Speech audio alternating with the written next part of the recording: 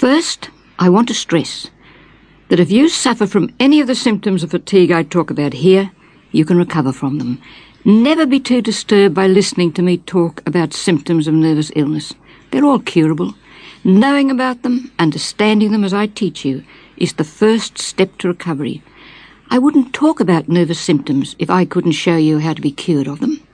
But once again, I'm assuming that you've been examined by your doctor and that he's told you that your suffering is caused by nerves.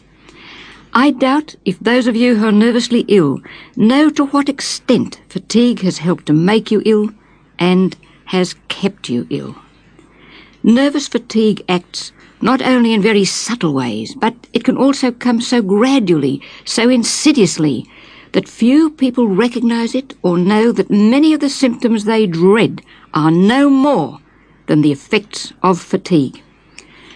I'll explain now how nervous fatigue works and how you can cope with it, even avoid it.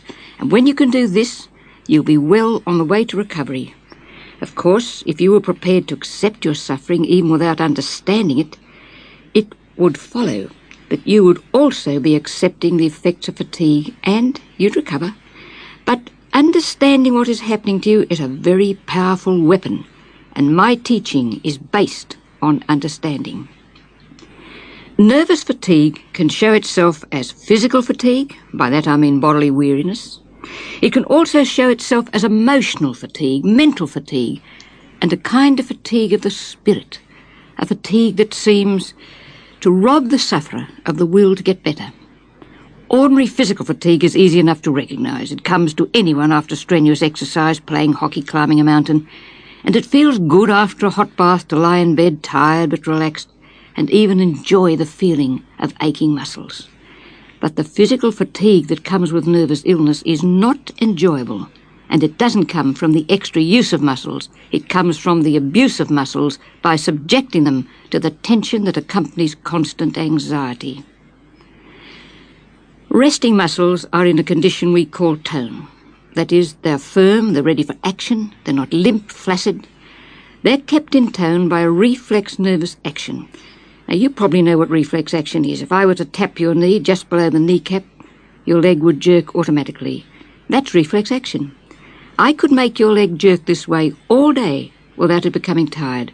Reflex action is never tiring. So keeping muscles in tone isn't tiring. But tension uses nervous energy, and it also allows the chemicals of muscular fatigue to collect. This is why nervously ill people so often complain of aching legs, aching back, aching neck, even aching arms. And this kind of ache is so constant that if the nervously ill person has to stand, perhaps only for a few minutes, he'll look around for some support to lean on, preferably a chair to sit on. Nervous physical fatigue is especially puzzling because the sufferer knows he hardly ever exerts himself enough to cause it. So he's only too ready to believe that there must be something radically wrong with him, and he's the sort of person who haunts the doctor's surgery, having one check-up after another. He's even more puzzled because while he can feel almost unable to drag his body off the bed in the morning, by evening he may not feel so bad. He may even feel like his old self. In these moments of relief from suffering, he can sometimes see through the mist and glimpse the possibility of recovering. And he clutches at such moments. He's loath to lose them, loath to go to bed, because he knows from experience that the morning will bring the same old churning stomach, the same despair, the same weary body. It's a tiredness almost beyond tiredness, isn't it? This is difficult to explain to a family. One husband said to his wife, "You can't be tired. You've done nothing all day." His wife said to me, "And he says that, doctor, when I can hardly crawl around and my eyes feel as though they're being dragged out of their sockets."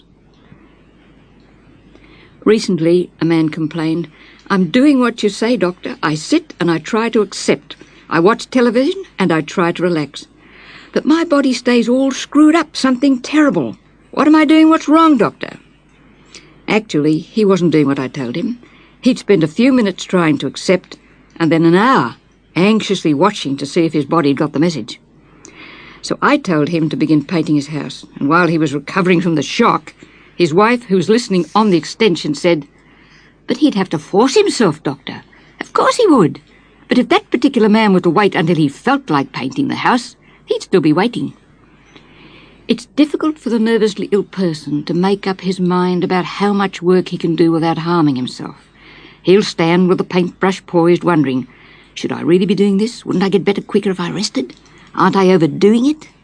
The word rested holds the key to the puzzle. How much does a nervously ill person rest when he sits doing nothing? Very little, especially if he lies down in the daytime and tries to sleep. Head on pillow, it's almost as if he's shut in on himself, and there's so much time to concentrate on how he feels, so he becomes more anxious, more tense. And if he has a problem to worry about, which he often has, by the time he's spent an hour or more concentrating on it, with his imagination well at work, the problem becomes a Frankenstein. He's more exhausted when he gets up than when he first lay down. From then on, he'll probably avoid sleeping, even lying down in the daytime. If you're suffering from nervous fatigue, you may well ask, well, how much can I do? You can attempt anything within the scope of an ordinary day's work. I said attempt, because I don't want you to set a high standard of achievement. Be satisfied with what little you can do at first. It's the attempt that matters. I don't mean that you should pat the wall of the house with a paintbrush and then rush inside for a cup of tea and a good sit. I mean at least do some work, but if necessary, at a slow pace. As you become more confident on seeing that you don't expire with the effort, you may even become interested in what you're doing, and this is when you really rest. With interest aroused, the battle is half over. Interest is tension's worst enemy, and therefore the enemy of fatigue. A nervously ill person may have only to move quickly to feel his heart, as one man expressed it, rattle like a marble in a tin can.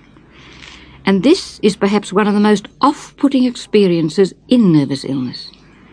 The heart may also, as the layman says, miss beats. If you've been examined by your doctor and told that your symptoms are caused by nerves, that there's nothing wrong with your heart, don't be discouraged by your heart's objection to effort. Quietly work on. Anyone who's been sitting at a desk for months, taking little physical exercise, will find that his heart will race on effort, perhaps miss beats. No doctor would suggest that that man should keep sitting at his desk and not take exercise for fear of damaging his heart. Graduated exercise would be the prescription for him, just as it is for the nervously ill person, rattling heart or no rattling heart. Lack of confidence has kept so many people bogged down in nervous illness. Some years ago, I persuaded a patient to come swimming. He thought he was so exhausted that he wouldn't be able to walk the distance to the beach. He managed to, and then stood a shivering wreck at the edge of the water. He was sure he'd have a heart attack as soon as he hit the cold sea. That if he could hardly manage to walk the 50 yards to the beach, how could he find the strength to swim, out of his depth too? At last, very gingerly, he entered the water, not only fearing the worst, but now prepared for it. But as he began to swim, the memory of all those other occasions when he swam well brought him a little confidence. For once, memory was his friend. After a little while, he struck out into the deep end. He was actually enjoying swimming, and I heard no more about the impossibility of walking home. In one daring exercise, that man had gained more confidence and therefore felt more strength than if he'd rested for weeks. I hope you're getting my message. A nervously ill housewife listening to this will groan inwardly when she hears me talk about having to encourage nervously ill people to make effort. Her whole day's effort. She probably has to take a child to school each morning, drive home, do the housework, wash, shop, pick up the child in the afternoon, cook dinner, and then must still work on. If she's listening to this, hoping that I have a magic word for her, I must break the news quickly. The only magic lies in her attitude to the situation. Hard, isn't it? She must be prepared to work slowly at a pace she can manage. If that means crawling, then she must crawl, and not blame herself for working this way, not blame herself because she's ill, because she thinks she's letting the family down, not blame herself if she leaves the house untidy, if the meals aren't as satisfactory as she thinks they should be, or because she's too often letting the neighbour pick up the child from school. If you're like this woman, you should try to put yourself into neutral. If you can drive, you'll know what neutral is. It means to stay out of gear, to coast as much as possible. It means setting no standards at this stage. Above all, you must go forward as willingly as you can manage. Willingness relieves tension and so relieves fatigue. And by willingly, I really mean willingly do everything. Rest willingly. Accept overtiredness willingly. If you can't make up your mind about how much you should do and seem to stand dithering, wondering, accept this willingly. Accept everything willingly and stop fighting that unseen enemy. Above all, close the door on self-pity. And spoil yourself a little. In my first book, I call this nerping. It's a good word, remember it. It means steal a few moments of enjoyment for yourself. Buy some flowers, some magazines, and read them, even though the clothes may need ironing. Allow yourself rest periods during the day, even if the ceiling is cracking and threatens to fall. When I'm working hard, especially typing for hours, at the end of each half hour, whether I'm tired or not, I lie down for 5 minutes, and this stops my back aching. I get the rest in before the aching begins. When in medical practice, I occasionally found a helper to look after the family of a very tired, nervously ill woman, while I sedated her day and night for a few weeks, giving her the rest she needed. But few housewives can afford such luxury. Now, don't envy those who can. Day and night sedation brings its own problems. If sedation is given too heavily, it depresses the patient, and if it's given in hospital, she may be disturbed by seeing other patients even more distressed than she is, and her main thought may be to return home as soon as possible. Anyhow, being able to rest away from home is such a pipe dream for most nervously ill housewives that I hasten to assure them that they can recover in their own home, with perhaps no more than mild tranquilization from their doctor. Always beware of heavy tranquilization. I've seen too many men and women struggling with work, carrying such a load of heavy tranquilization that no one could function successfully on the dose they've been given. And the nervously ill man or woman who must leave home to work each day, however weary, deserves special help. I keep my nervously ill patients at work as long as possible, rather than let them become idle and depressed at home. So often, when such a person leaves work, he loses the last remnant of his confidence. Because he's had to quit work, he joins the band of sufferers wondering how much they dare do. To keep a nervously ill person at work, my advice is much the same as the advice I gave the nervously ill housewife. He mustn't whip himself with discouragement, despair. He must try to work to the best of his ability, and if he wonders how much he can do, I'd rather he overdid it than underdid it. There are many problems for the working nervously ill person, especially if he has a supervisor with a glittering eye. Each patient must be assessed and advised individually.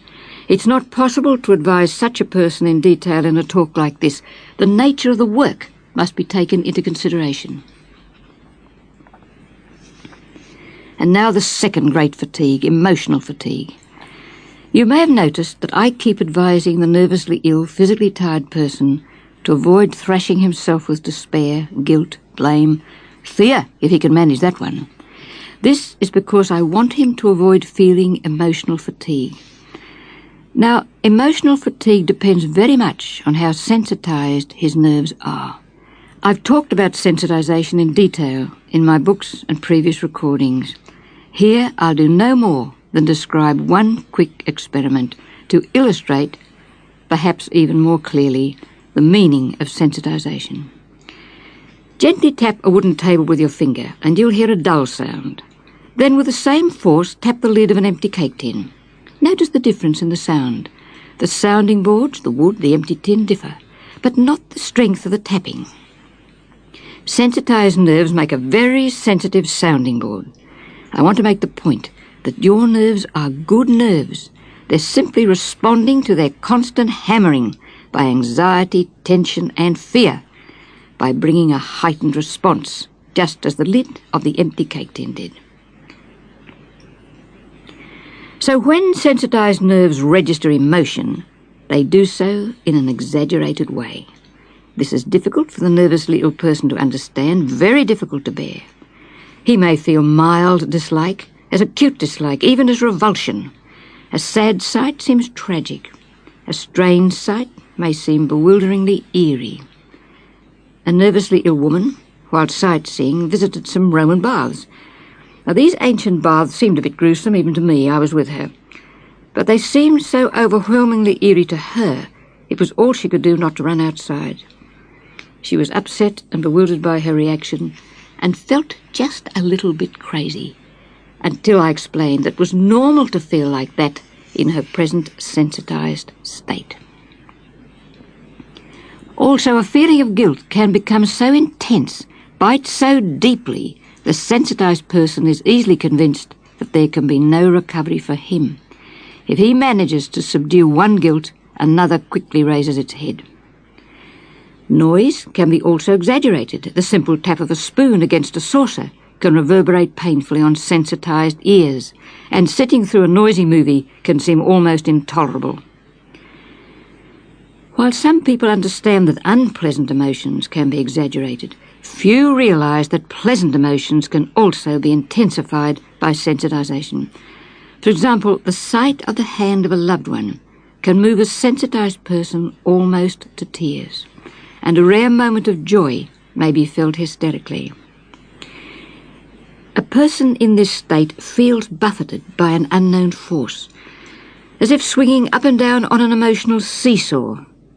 Small wonder that some begin to fear that they really are going mental. Now, living with exaggerated emotions takes a lot of energy. Emotional reserves may eventually be so drained that the sufferer becomes apathetic and then depressed. Also, it's not easy to understand that when apathetic, although he may have such little emotional reserve with which to register ordinary, everyday feeling, for instance, many say they can no longer actually feel love for their family, that they have a vacuum where feeling used to be. Although they feel like this, they can always manage to find enough reserve to register anxiety, fear, and panic. Nervous illness is very bewildering, isn't it? But when you understand sensitization and the fatigues it may bring, the mists begin to clear. Severe nervous fatigue and depression go hand in hand. Indeed, I want you to think of depression as depletion. Depletion is a hopeful word. It implies possible repletion. The word depression is so depressing, isn't it? Depression. It implies a downward direction, a depth out of which the depressed person must somehow crawl. You've all heard the advice. You've got to get yourself up out of depression. You've got to get yourself up out of this. I don't want you struggling to bring yourself up out of anything. I want you to stop struggling. If you stopped struggling, you'd cure yourself not only of depression, that's depletion, but also of nervous illness. I'll talk more about stopping struggling later. In the meantime, I'll show you how to cure depletion. First, understand that cure is gradual. Rushing round trying to get yourself up out of depression can make you more tired, more depleted. Sometimes going out and meeting people, keeping busy, does the trick. But too often you can feel better when out and depressed again as soon as you see the house. Please remember that recovery from depletion is gradual. You've dipped deeply into emotional reserves, and it will take time for these reserves to be replenished, just as a cut takes time to heal. And this means working with the feeling of depression, being prepared to take it with you, even while it may press heavily on your chest or may feel like a load of lead in your tummy. Antidepressants help some people, but not everyone. If your doctor prescribes them, you'll find that as you recover, you'll probably forget to take them, and that's how it should be. No nervously ill person should be tied to taking antidepressants for long. Of course, it's possible for a depressed, nervously ill person to recover without antidepressants. I rarely prescribe them. And if you're willing to work on understanding the feeling of depression as depletion, and therefore understanding that it's temporary, and if you're not anxiously, constantly trying to lose it, time will gradually recharge your batteries. And above all, beware of that expensive emotion, despair. Despair carries your spirits down with it. Acceptance may not obviously carry you upwards, but it does stop you from sinking into despair. As I already mentioned, finding something interesting to do, especially with other people, does help naturally. But it's difficult for a housewife plodding through the daily chores to find interest. Her main hope is to accept depletion as willingly as she can, to work with it there, knowing that if she does this, it'll lift. And now, the third fatigue, mental fatigue. Constant, anxious, inward thinking and nervous illness can bring brain fag, which, of course, is mental fatigue. Thoughts slow down and thinking becomes an effort. Instead of thoughts flitting lightly from subject to subject as they do when we're fresh, in a severely mentally tired person they come haltingly, almost as if each thought has to be individually placed in a sentence. So the sufferer becomes easily confused, finds concentrating and remembering difficult. Talking to others becomes such a strain that if he sees a neighbour approaching, he'll cross to the other side of the street to avoid him. The telephone is a real bogey. And whereas before he was ill, he could spend hours at the weekend sitting in the sun, lazily dipping into the newspaper, sometimes hardly thinking at all, while time sped by, now he watches time, minute by minute. Also, thoughts that come slowly seem difficult to discard. It's almost as if they stick in the mind. This is one reason why a mentally tired person gnaws at a problem and seems unable to let it go. One woman said that although she knew she loved her husband, the thought that she didn't kept recurring so convincingly she was beginning to think it must be true. I explained that it convinced her because she was sensitized and therefore it made such a deep impression. I also explained that it kept recurring because she was mentally tired. When mental fatigue and sensitization work together, throwing off frightening ideas may seem impossible. Never be disturbed by this. Never fight to get rid of an unwanted thought. Let it come, take it with you, work with it there. If you fight, you only add more tension, and you make the thought seem more important than it is. And once you make it important, it's much more difficult to forget it. You don't try to forget it. You make it unimportant by taking it with you, seeing it for what it is, only a thought, and working with it. And this woman admitted that the thought that she didn't love her husband came most forcefully and clung most tenaciously when she was very tired. She also said that there were moments when she could see it for what it was, only a thought, and then it seemed so silly she could even smile at it. I call this sudden, fleeting ability to see distressing thoughts in true perspective glimpsing. The mentally tired person may be able to glimpse the truth or even another acceptable point of view, perhaps only once or twice daily, but that quick glimpse is enough to show him the trick mental fatigue is playing on him. It's enough to encourage him not to take his upsetting ideas too seriously at this stage of his illness. Also, with mental tiredness, forgetting becomes such a habit, the sufferer may begin to believe that he's going prematurely senile. The nervously ill person's imagination is so fertile. One man said, "Doctor, you wouldn't believe the terrible thoughts that keep bugging me. Goofy thoughts." Of course I'd believe him. I've heard about such thoughts so often. And if you can't remember, leave notes for yourself. And if you forget where you put the notes, see the joke. Does it matter so much whether you remember now? You remember only too easily when you're well. You remember much you'd rather forget. Forgetting easily is all part of nervous fatigue. And because a nervously ill person worries continually about the state he is in, he gradually loses interest in other things, and the outside world may become to seem unreal. I've talked about a feeling of unreality in my previous works, so I won't discuss it any further here, only to point out how unimportant it is. Feeling unreal doesn't mean you're going crazy. It doesn't mean you're permanently losing touch with the world. It means no more than you've been sunk in reverie about your illness for so long that thinking about it seems more natural at the moment than being drawn out of yourself to think about other things. Feel as unreal as your introspection demands, and don't be frightened by it.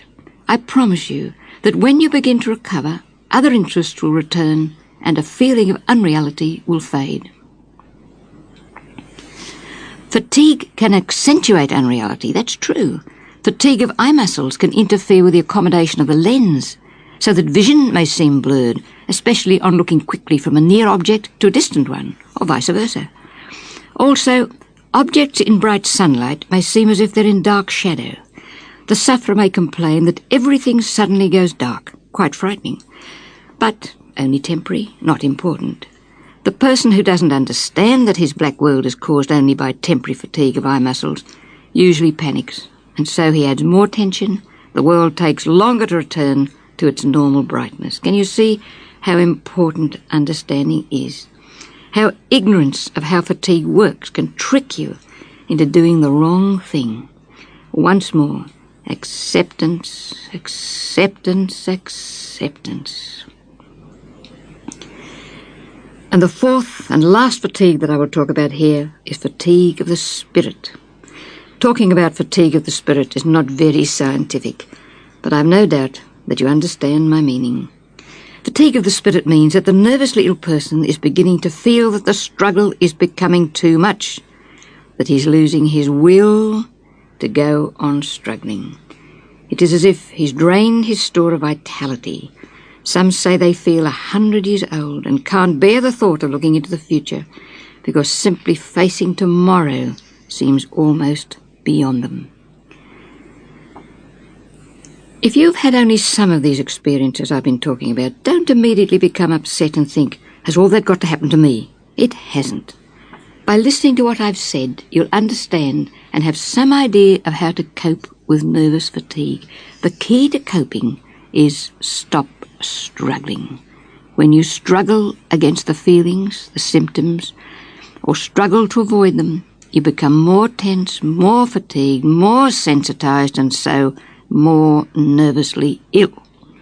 So stop struggling. Give up the struggle. But it's not easy to stop struggling and go forward into the fire that the symptoms bring.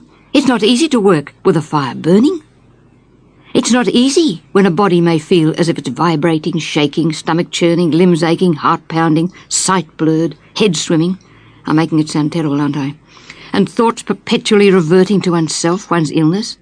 It's not easy when the mind feels as if it's drawn out into a frail thread that will snap at the slightest extra strain.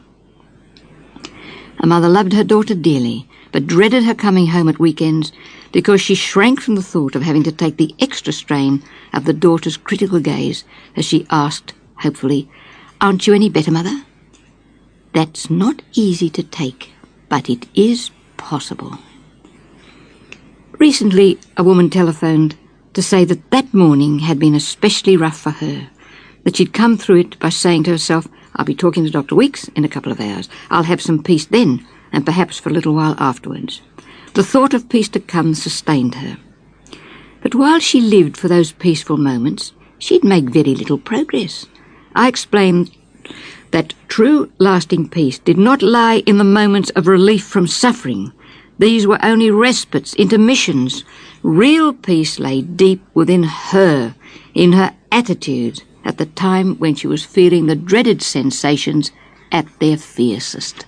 That was the moment when she had to find real lasting peace through acceptance of the symptoms, through stopping struggling, by being willing to work with the feelings there. She thought for a while, and then she said, "You mean I have to find the eye of the hurricane?" She had the right message at last. Sailors say that at the centre of a hurricane there's a place of peace, which they call the eye. The storm swirls around it, but can't touch it. Of course, to find it, the ship must first go through the storm. If that woman would work as willingly as possible, with a hurricane ranging, she'd find the eye of the storm within herself, and she would have found real peace, even though the symptoms were present. She would have found real peace without having to wait for the doctor's substitute.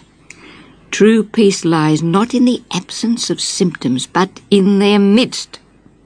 And it's not until you've found this peace that you'll eventually find the other peace, the peace that comes when the symptoms have finally gone. Next day, the woman reported that while feeling, in her words, ghastly, she'd sat at her work, she was a painter, and worked for 2 hours. And for the first time in years, was able to almost lose herself in the work while the hurricane raged. And somehow the hurricane didn't seem so important. It takes courage to go into the storm. It's more usual to think, I must hold on to myself. If I don't, the symptoms will get worse. But that woman had been holding on to herself for years without finding relief. Isn't it time she tried letting go? Tried going into the storm willingly? Well, as willingly as she could manage. I want you to practice willingness now, to actually try to feel yourself stopping struggling. In other words, to feel acceptance. Take a deep breath, let it out slowly, let your tummy muscles sag, give way, and try to get a feeling of willingness to accept in the pit of your stomach. However faint the feeling, try to feel it. Now stop listening to me and try now. Did you feel a tiny feeling stir? If you did, you felt the birth of recovery. When you first learn how to accept, you've taken the trowel and laid the foundation stone. Continued acceptance finishes the job. At first, you must be prepared for peace to come haltingly, in patches. You may feel gloriously peaceful one day and in turmoil the next. In the peaceful moments, you may think, I'm cured. But let some new stress come, and your nerves at this stage will continue to register stress too intensely. It takes time for sensitization to heal. Understand this, and never be discouraged by patchy recovery in the early stages. Time, more time, is always the answer, and give it willingly. I stress once more, as I do in my books and recordings, the importance of memory in hindering recovery. A few years ago, we had our cat neutered. He was a bit old for the operation, but he was killing himself with his fighting at night. And when we brought him home from the vet's and opened his basket, Sonny tore down the path and up to the back garden and hid himself there for 3 days. If one of us approached, he dashed off into the bushes. I suspect he had neither ate nor drank during that time. Finally, he crept slowly down the path and let us stroke him gently. He accepted a drink. But while being stroked, he arched his back and trembled so violently that the stroking obviously upset him. I suspect that he was sensitized. However, in a few days, he was chasing the birds as if nothing had happened. Now, had that cat dwelt on how he felt, had he thought, what a terrible time I've had, I wonder if I'll ever be myself again, I wonder if I'll ever really get over this, I doubt if he would have recovered so quickly. Can you see how important it is for you to stop asking yourself such questions? To stop looking back and wondering if this, if that, if the other? If in future you begin questioning yourself about your illness, think of our cat Sonny and come down from the garden. You now have a key to understanding owned by few. Suffering like yours in many ways is a privilege. We learn by contrast. Until we've known turmoil, we never know the true meaning of peace. And goodness knows you've known turmoil. Later, when you read words like these, music, the gentler on the spirit lies than tired eyelids upon tired eyes, they'll mean something more to you than just beauty, because you know how tired eyes can really be. Never begrudge what you've been through.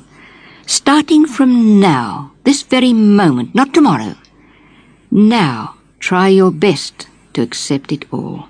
Stop struggling, don't fight anything. I promise that when you do this, you'll gradually be your old self again, perhaps a better self, at least a more understanding self. Good luck. Once again, this is Dr. Weeks speaking to you. First, I must stress that I expect you to have been examined by your doctor and told that you're suffering only from nerves. I haven't the opportunity to examine you, so I must trust you to be examined by your own practitioner.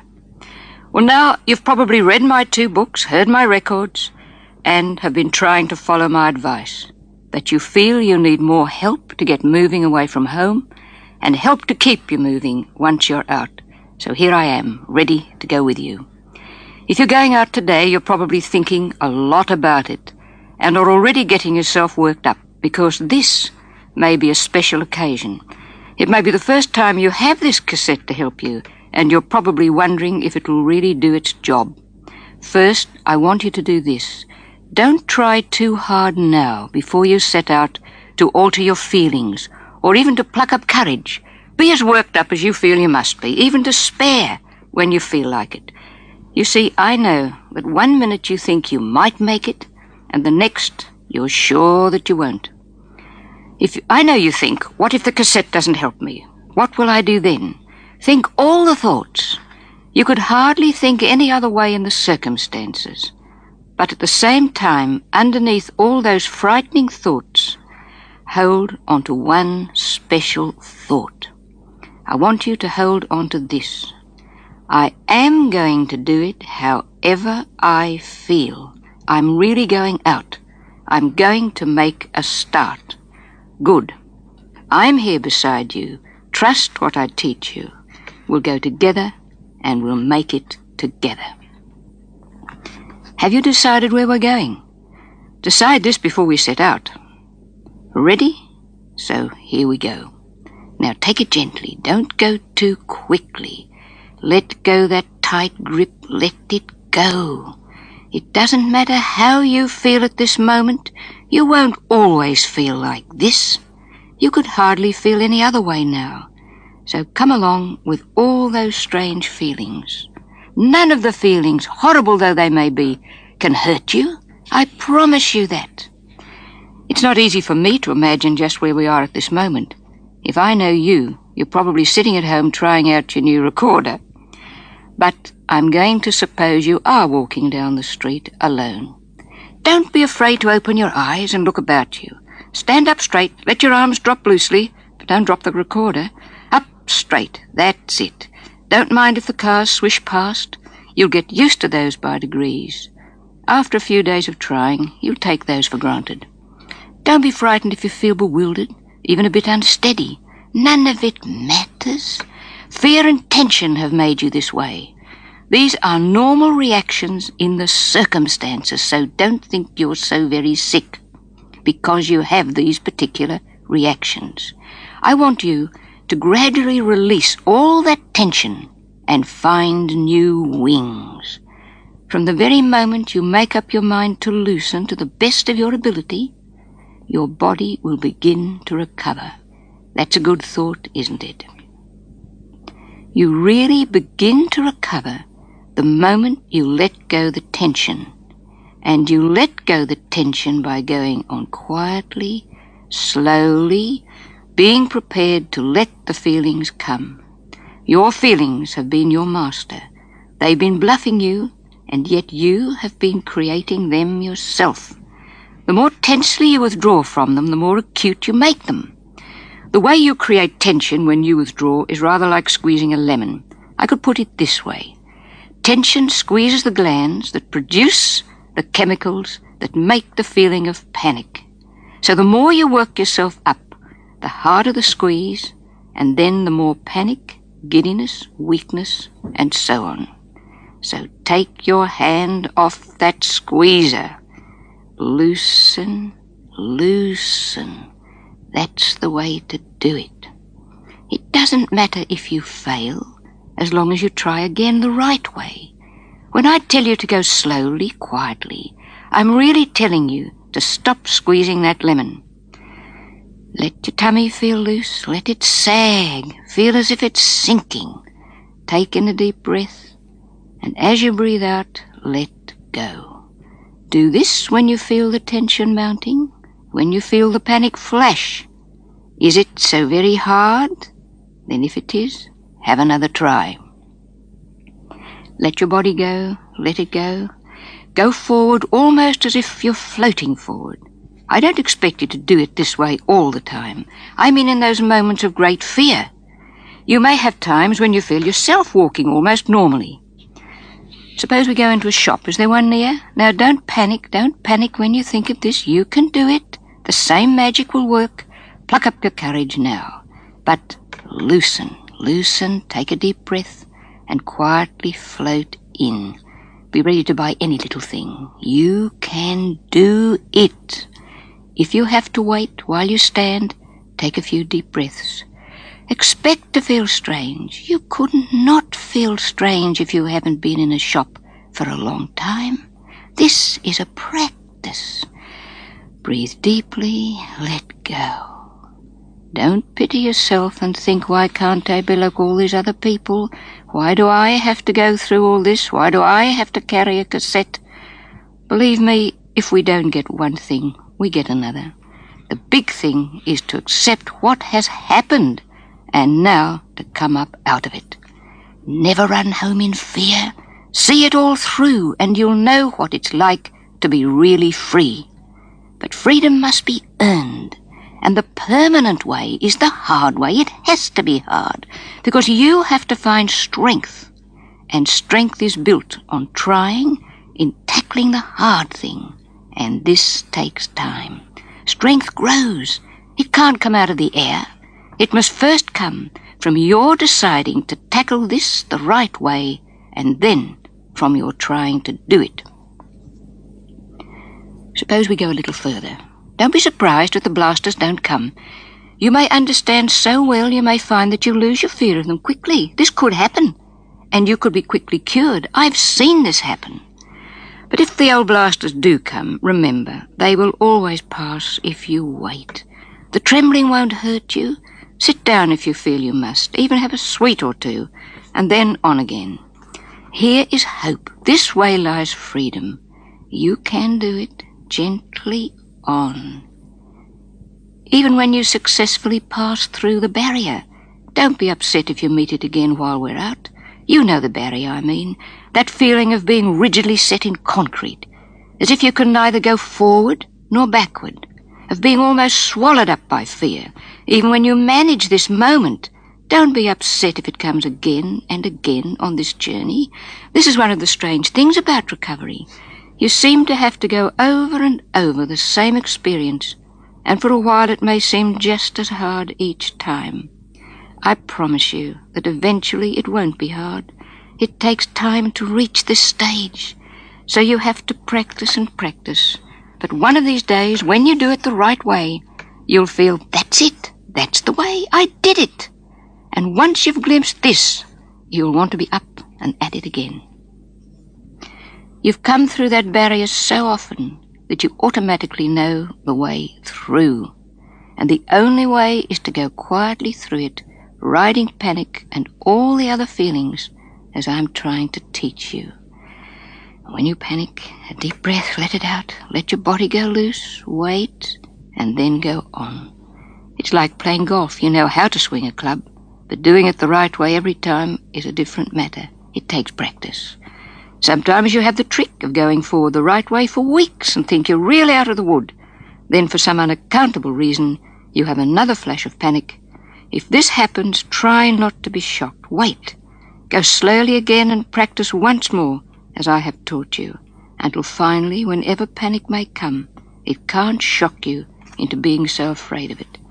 It's an old bogeyman, really, you know, because your fear of it creates it.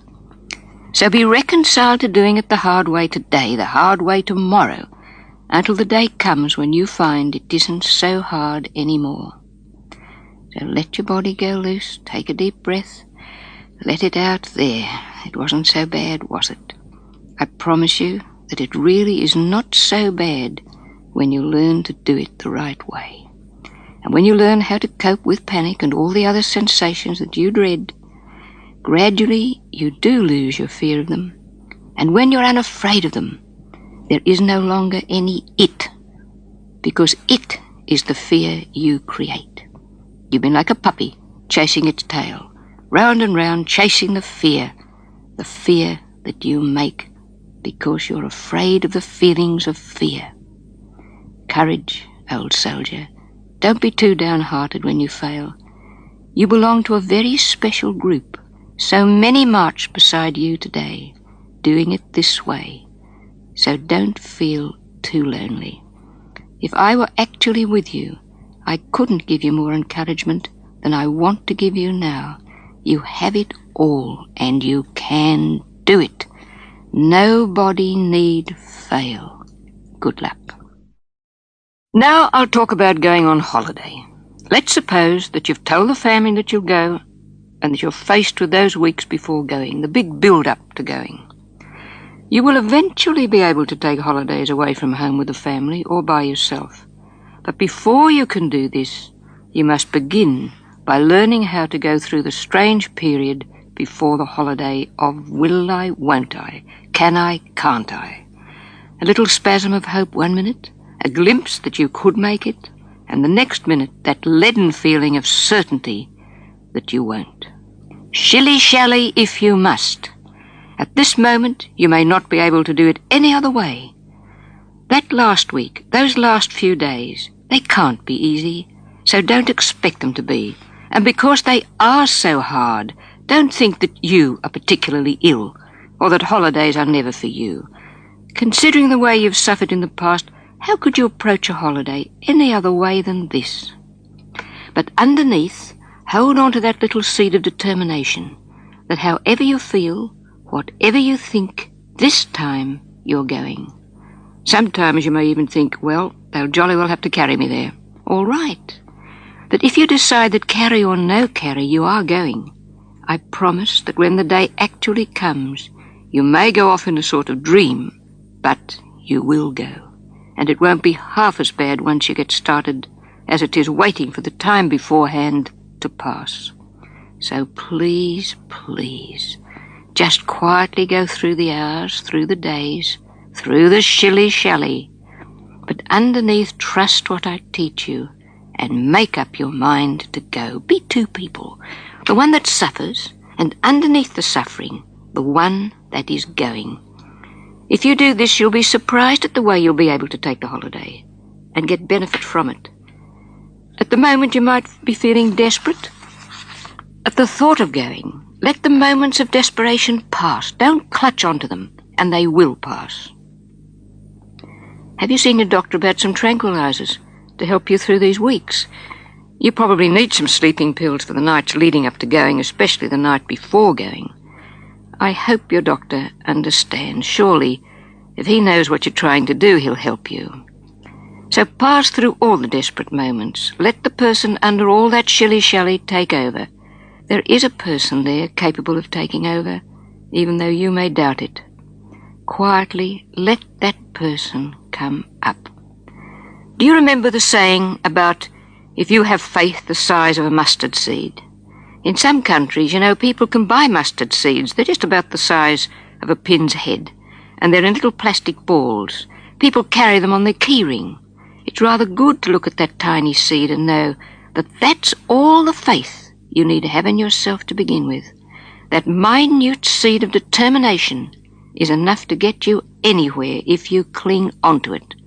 It will move a mountain while you hold it, but once you let it drop, it's so tiny a puff of wind will blow it away.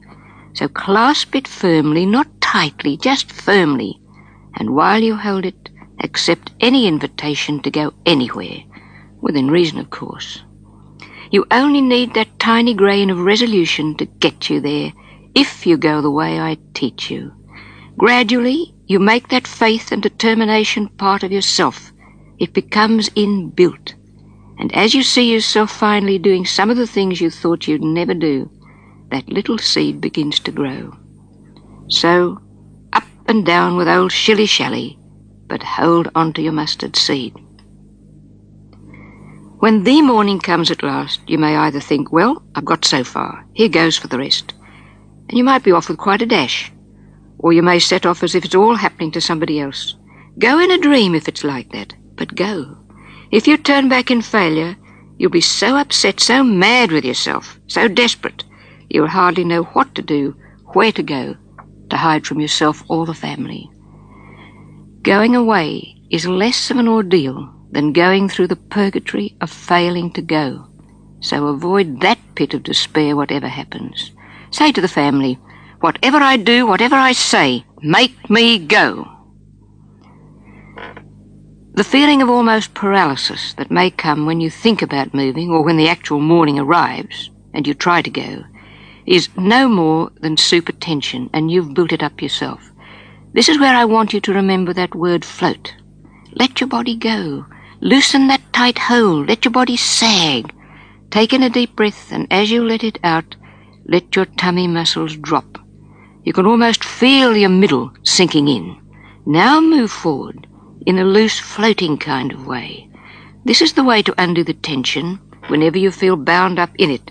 It's the tension that makes you feel as if some outside force is holding you back. That's all it is, just tension. Strange, isn't it, to think you build this up within yourself, the thing you least want, the chains that bind you. You create yourself from your fear of it. So don't draw back, go on.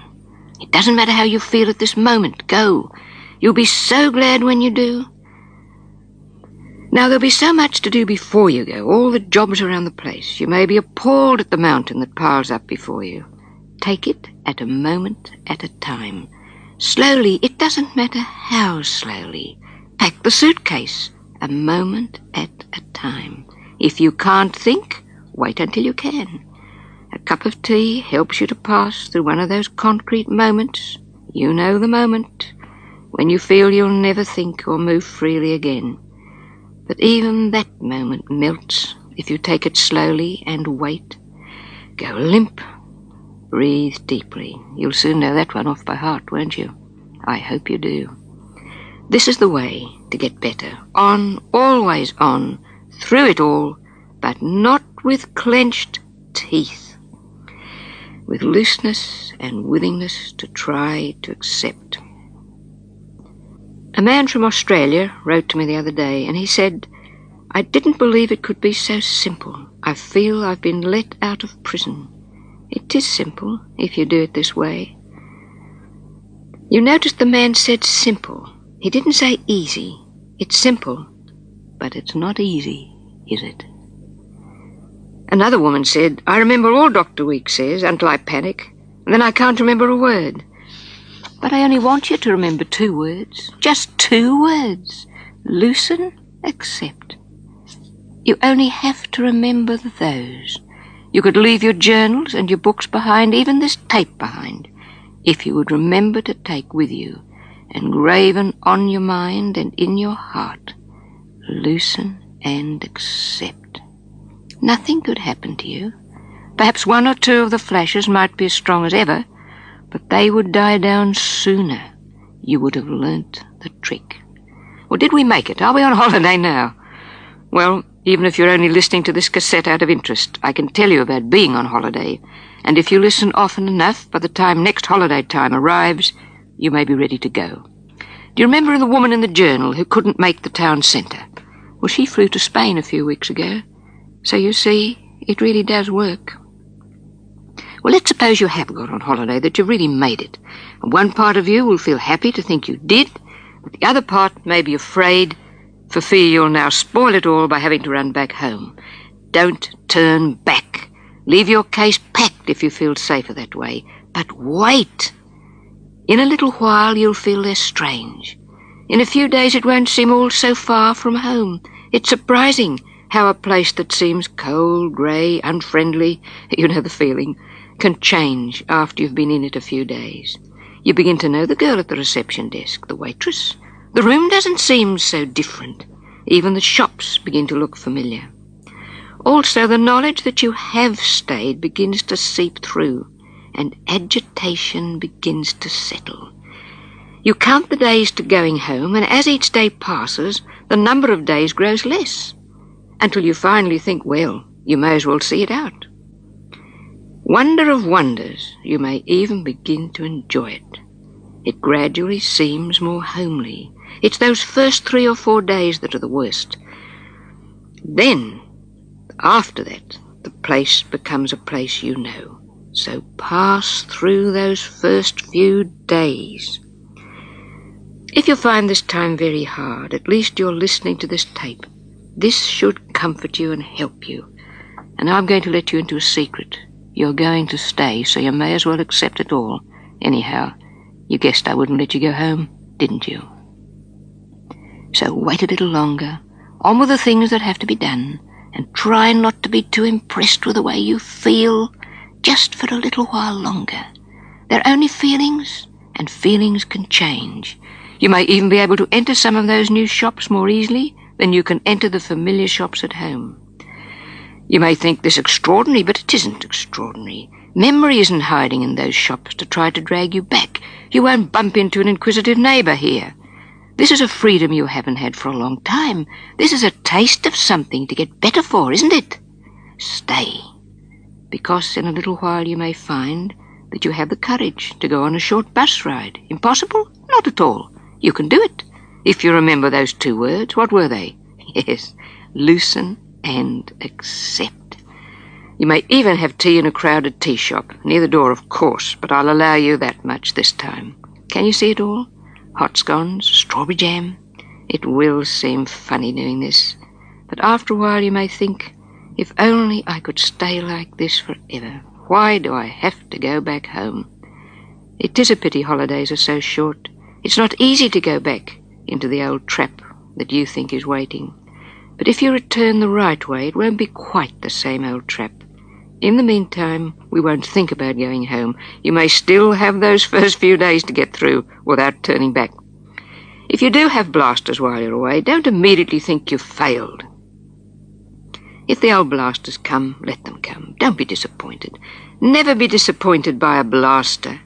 I'd like to embroider that in gold and give it to you to wear as a bracelet. Because recovery means learning how to cope with blasters. Never think a blaster means failure and that the end of the world has come. It's good practice taking the unexpected blasters. So go on once more. The person who recovers is the one who goes on, tries again. And now, when you do go home, don't lose the holiday spirit too soon. Do something different every few days, something a bit daring. I don't know what you'll find daring to do, but try. Don't slip back into the old routine too soon. And don't let the old familiar places upset you too much. You know, your old failure places. The shop where you panicked. Crossing the road where you usually panic. Of course you failed there. You panicked there. But when you become afraid once more in these places, try to think, this is memory, up to its tricks again. And when you have blasters after returning home, go through them the same old way I've been teaching you. I've always tried to teach you. You remember the 2 words, loosen and accept. Well, we've been down the street and we've been on holiday, perhaps. But if you do no more than listen to this tape often enough, you may be inspired to take a holiday sometime in the future. You can. Good luck to you. And don't forget to take me with you. This is Dr. Weeks speaking. I don't know what stage of recovery you're at, or if you've made any recovery at all. Whether you're at the stage where nervous symptoms seem so much worse as soon as you put your head on the pillow and can concentrate on them. Whether you're so agitated that the thought of facing the night seems impossible.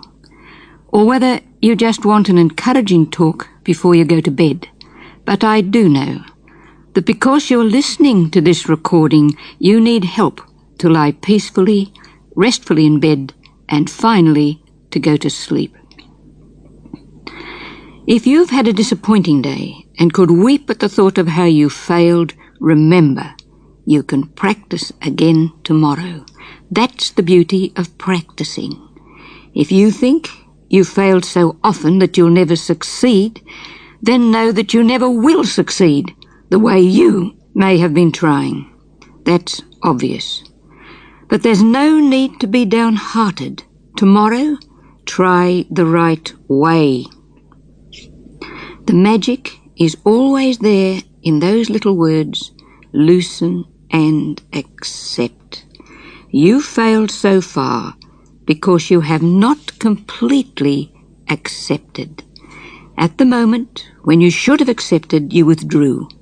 And withdrawal always means failure. Tomorrow, try again, but this time, don't withdraw. Loosen and accept. If you've had a successful day, you may be pleased, but at the same time, worried for fear you won't be as successful tomorrow. Look, recovery doesn't work by each day being as good as or better than the day before. Many difficult days may still have to be lived through until you've finally recovered, and no 2 days will be quite the same. Think of each day as a bead on a string, a separate bead, and at the end of each day, push a bead down the string. Another day passed, another bead counted. Let tomorrow be what it will. And while you lie in bed, don't try to plan the work you have to do tomorrow. Anticipating tomorrow like this only helps to keep you awake. Housewives are particularly given to doing the washing in their imagination the night before. They even bring in the clothes, fold them down, do the ironing, all from the pillow. Try not to do this, although it's very tempting. But it's too agitating.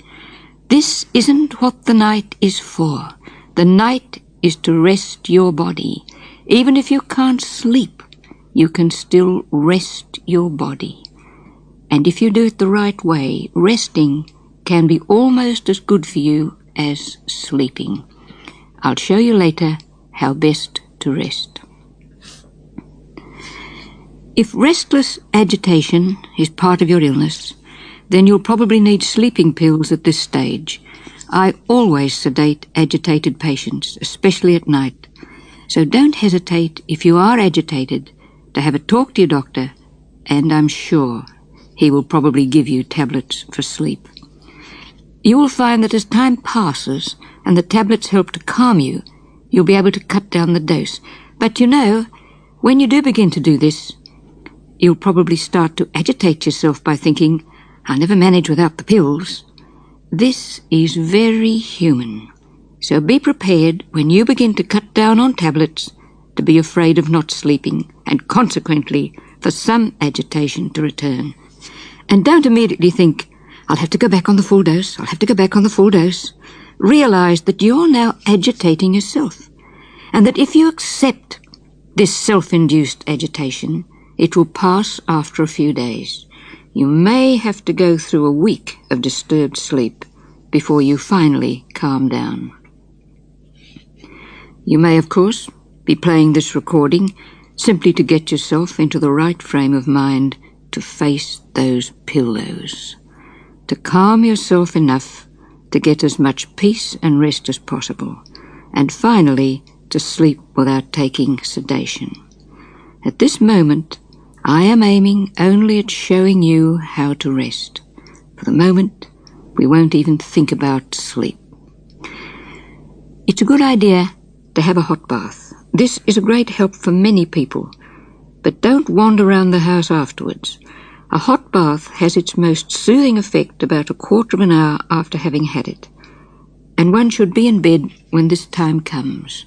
Also, have light bedclothes. If it's cold weather, warm, but light.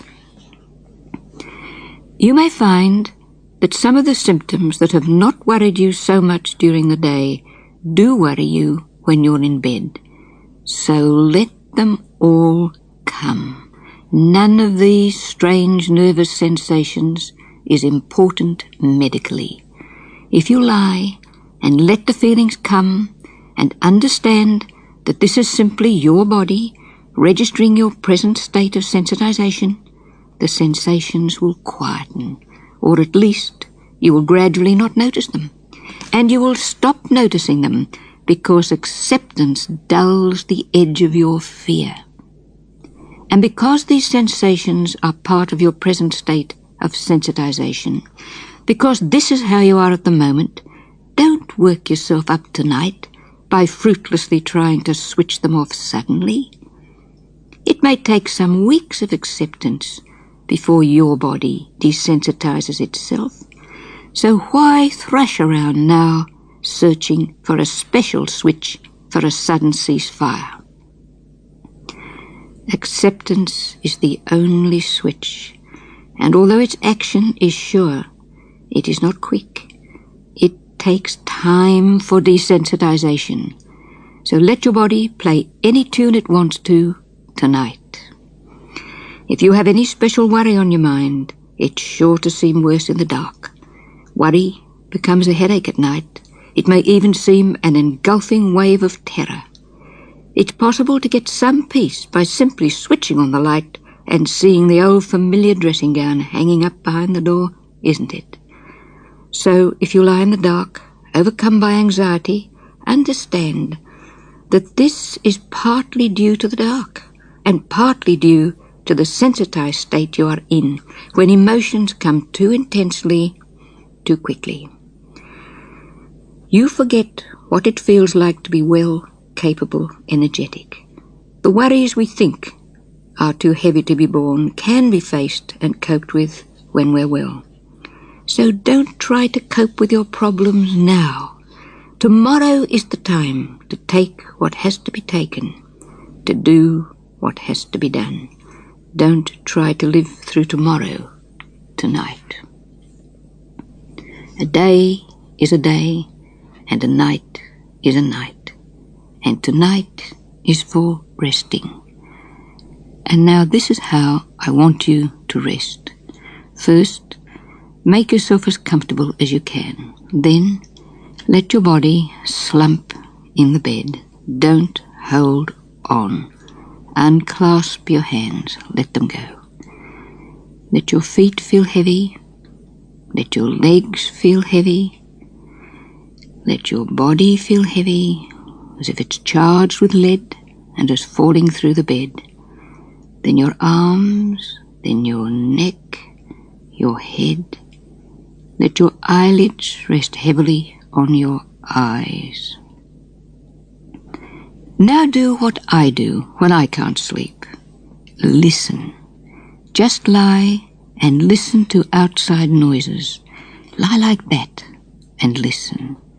Just go on quietly like this, and you'll find that you can listen for a little while without thinking as persistently as you have been thinking. Thoughts may come fleetingly, like butterfly wings. Here one moment, gone the next. Let the thoughts flutter. Don't try not to think. Just let the thoughts come, and while you do this, listen. Now, I'm going to stop talking for a little while you practice what I've been telling you. Let your feet go heavy. Let your legs, your body, your arms, your head, your eyelids. Now just lie quietly and listen.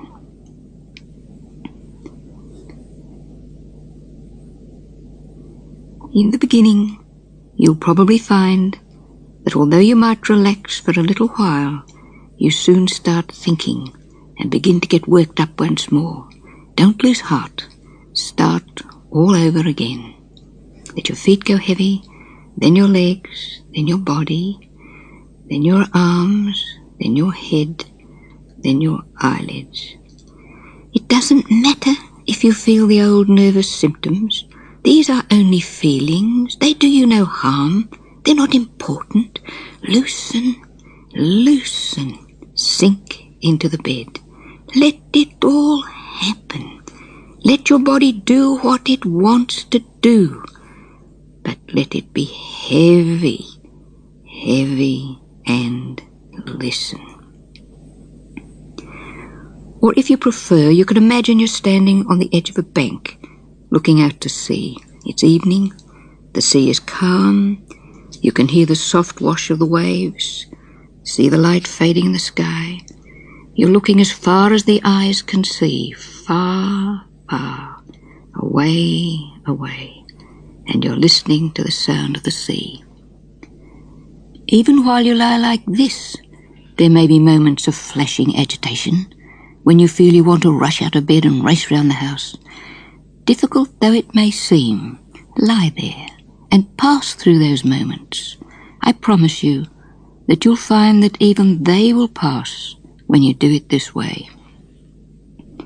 That flashing agitation is there because during the day you were tensed, so that sometimes at night the ghost of the daytime tension walks to upset you. Let it walk. Let it flash. Don't get up and run around. You'll never get to sleep walking round the house. If you're hungry, go and eat or drink something. If you're cold, make yourself warm. But then come back and do as I've been telling you. Once more, let your legs go heavy, your body go heavy, your arms, your head, your eyelids. Lie quietly and listen, just listen. When you do this, you're doing all that you could possibly do tonight to help yourself recover. You're doing everything you could possibly do at this time.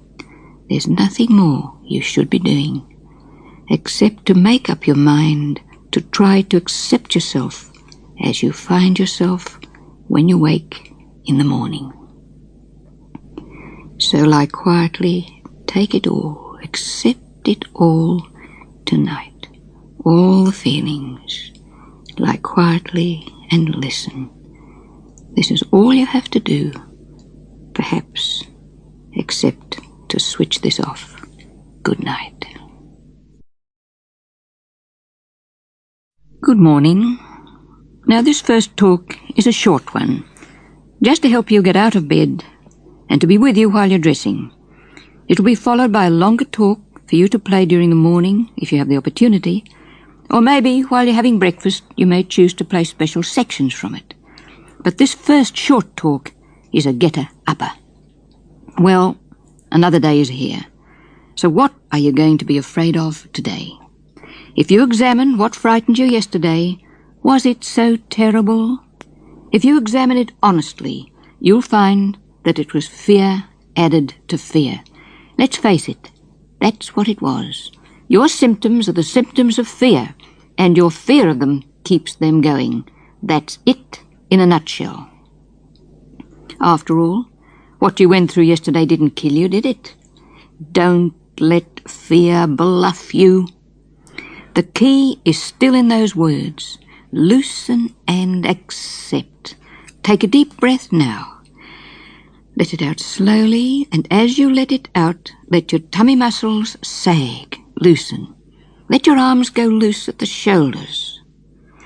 This is the feeling I'm talking about when I mention floating. Take a deep breath, let it out slowly. Now, I want you to go through any fears you might have today in this way. In this way, go through any frightening suggestions you may make to yourself, such as, oh no, not another day. How am I going to cope with it?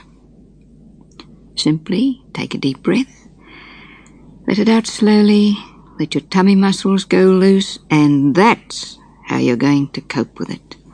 Any surfer knows that you don't fight the big waves, you go under them. So go under or float past your fears, don't fight them. A deep breath, let it out, let your shoulders sag, and let it all come. Let the wave go over and past. Today, I want you to do something special. I want you to go right through the peak of experience. By that, I mean the climax to any fear that you may have in just that way. Take a deep breath, let it out slowly, and take today and its fears with utter acceptance. Today is one more bead to push along the string, letting time pass. If your body is so tired you feel you can't get out of bed, be cheered. This is only nervous tiredness. As I've explained before, it's the kind of tiredness you'd feel if someone suddenly told you you'd inherited £1 million. You'd go weak all over, wouldn't you? You can get yourself up. You did it yesterday and all the other yesterdays. So, a deep breath and up. And remember, you have only fear of the symptoms of fear to fear. Don't be bluffed by fear. Up and at it, and good luck to you. The longer talk will follow now. Now, this isn't going to be the kind of talk that says, "Isn't it wonderful to be alive?" There is joy in living, There's joy in so many things, and it's there for you too. But first, you may have to get through a period of thinking that there's not much joy anywhere. All you may want to do now is to be able to get up with the courage to face the day.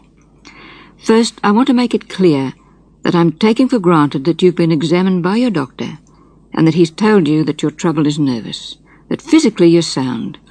A person suffering from nerves must be sure that he or she does not also suffer from some organic illness, something that can be treated medically and thus speed recovery.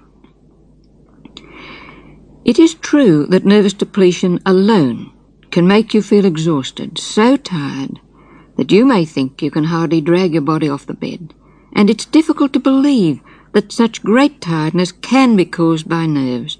It's difficult to believe this. If you're as exhausted as this, you probably think that there must be something physically wrong with you. However, nervous tiredness can make even a young, healthy person feel as tired as if he were 90 years old. So if you have confidence in your doctor, and he's definitely assured you that yours is nervous exhaustion, then however tired you may be, understand that nerves really can make you feel this way, and that it doesn't harm you to work through the day. But here again, moderation in all things, and I advise you to take short rests when you feel most tired, if, of course, this is possible. And when you get up and start to move about, if you feel that you can move only slowly, then move slowly, but willingly. By degrees, as the morning passes, your metabolic rate, now that's the rate at which your cells produce energy, will speed up, and you won't feel quite so helpless, so powerless. Sometimes by night, some nervous people, sometimes their metabolic rate has so far recovered, and they feel so much better, they want to prolong the evening. Indeed, they dread going to sleep, because they know that when they do, the morning will come all too soon, and they will once more feel tired, perhaps even depressed. If you feel your worst in the morning, don't judge yourself by how you find yourself now. As I mentioned earlier, don't be afraid to work today if you feel tired. In other words, try not to worry about how you feel. You'll notice how you feel, of course you will, who wouldn't? But when you do notice, try not to be too depressed by it or too discouraged by it. Maybe you're lonely, lack confidence. Perhaps you're even without much hope of getting through the day successfully. But after our talk last night, I hope you're prepared to try to accept the way you feel now, that you're willing to try to get through this day to the best of your ability. This is the way to get through the day at this stage, simply to the best of your ability, but willingly. If you're a housewife, you may be facing a day that doesn't hold much interest, perhaps not even enough interest to do your hair properly. Your body will heal itself even of apathy and lack of interest if you will let it. All the time your body is trying to heal itself, to give you a new spirit, fresh heart. And it can do it if you will let it. So get up, dressed, make a cup of tea or coffee if you prefer, and try to point the body willingly. But you don't have to crack hardy. You don't have to try to force hope. When you try to force hope, you'll succeed only in being hopeful one minute and despairing the next. Having spurts of hope and despair doesn't help one little bit. If you're truly hopeful, if you feel hope deep within you, that's different. That's good. But don't think you must try to be hopeful. Getting better means taking whatever comes, hope or despair. You can't force hope, because hope won't stay if you do. Hope is a very evanescent feeling to the nervously ill person. It's here at 3 o'clock, and it's gone at 3:15. You don't need that kind of fleeting hope to help you recover. So don't despair if hope goes quickly. However, in time, when you work the way I teach you, hope stops fleeting and becomes an inner feeling of strength. But it takes time for this feeling to become established. In the meantime, you begin to recover on deep, understanding. And you start to get this understanding by deciding that you are going to try to do it Dr. Weekes's way today. I'm not saying wake up, the sun is shining, on with a positive feeling of joy in this and joy in that. Hooey, that wouldn't last 2 minutes.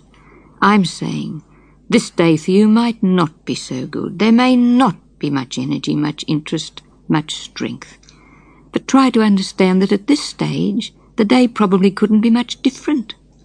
However, you can attack the day differently. If you practice doing what I tell you now, in a month's time the mornings will be very different. I promise you. So go quietly through the day, accepting all. And when you do it this way, an unknown power within you will be doing the work of healing. You don't have to do the actual healing yourself. You wouldn't know how to. You haven't got quite the uphill job you think, have you? Your body will heal itself if you step out of its way, and you step out of its way by accepting that poor old body as it is today. While you try to accept, be cheered by the knowledge that you're accepting a miracle worker that will move mountains if you give it the chance, and you give it the chance by practicing utter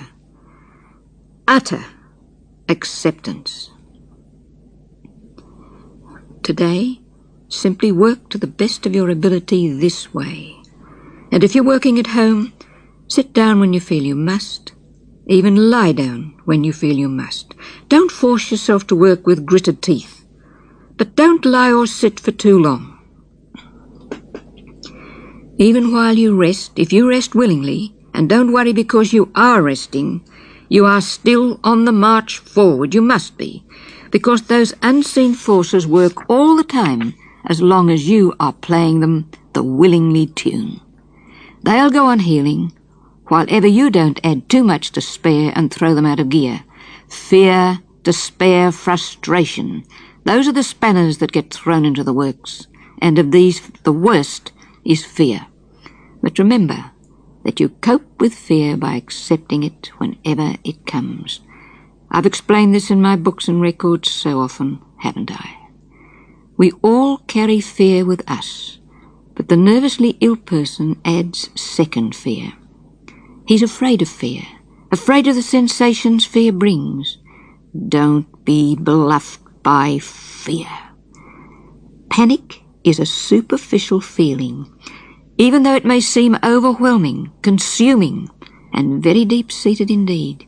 It is no more than a superficial electrical discharge, felt mainly at the nerve endings. Panic is only skin deep. It is an electrical discharge, simply an electrical discharge, and as such has a limited strength, even though you may not think so. So why let an electrical discharge, a mechanical thing, spoil your life, when by loosening and accepting it, you actually take your finger off the controlling switch? Here is a letter from a woman who finally made a journey abroad. She said, "I was having a wonderful time, but suddenly one night, as I entered the dining room, I had a terrible feeling of self-consciousness, and it was my favourite dinner, roast turkey. I just couldn't swallow it, so I did the only thing I could think of. I ate the soft vegetables and the dessert, and kept repeating, 'Loosen and accept, loosen and accept.' By the time we'd had coffee, I was fine. I had a fantastic holiday." You see, she could have failed at that very moment, but she loosened and accepted fear, and that is what I'm asking you to do today. Of course, if you felt panic for a long time, it may still give you a good old blast now and then for some time to come. But with your hand off the switch, that is, with acceptance in your heart, the strength of the current will gradually die down. It may take time for panic to cease coming altogether, but as time passes, panic upsets you less and less when you know that you know how to cope with it. You loosen and accept. Now, you are going to give it that chance today, aren't you? Time and acceptance are the answers. So don't judge yourself as you find yourself this morning. Oh no, give it more time. When you went to bed last night, I asked you only to hope for the courage to accept yourself as you would find yourself this morning, didn't I? So please try to do just that. This is another day, another bead along the string. Do what you have to do to the best of your ability. If you've got to get the children to school or get yourself off to work, plod along and do just that. It won't always be a plod, I promise you. Ordinary life is not very interesting when one is depleted. Ordinary life may never be very interesting for some of us. But if we do things for people we love, it's not such a burden. However, if you're doing things for people you don't love, life can be very difficult. And if you feel this way, do something about it, but not until you're well enough to make sensible plans. It's difficult to make big changes and big decisions when nervously ill, and it's therefore wisest not to make them now, unless they are definitely impeding your recovery. And today, don't be too fussy about your work. At this stage, don't set too high a standard for yourself. Don't demand too much in the way of performance at work. What's more, you don't have to be specially cheerful about it. As long as you do it willingly, the rest will gradually follow. And if loneliness is part of your trouble, don't have the mistaken idea that living alone can send you mental. It can't. I mention this because so many lonely people have written asking this very question.